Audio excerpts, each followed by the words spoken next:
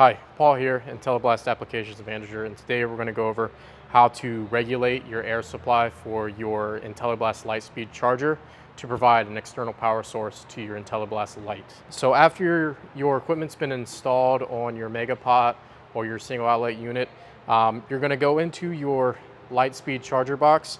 There's a regulator in here.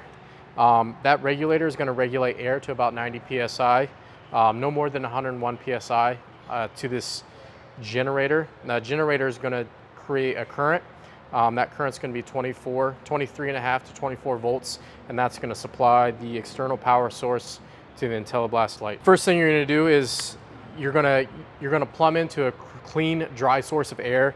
The air that's coming in, you're just going to slowly regulate. So there's going to be a couple cues. There's going to be a visual cue, audible cue, and then that way you know that your generator is working. So you want to slowly increase your air.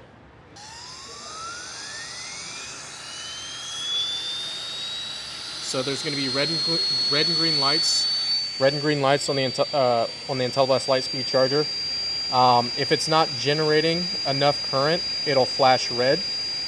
That means you have to increase your pressure. Once it generates enough pressure, it'll generate a constant steady current.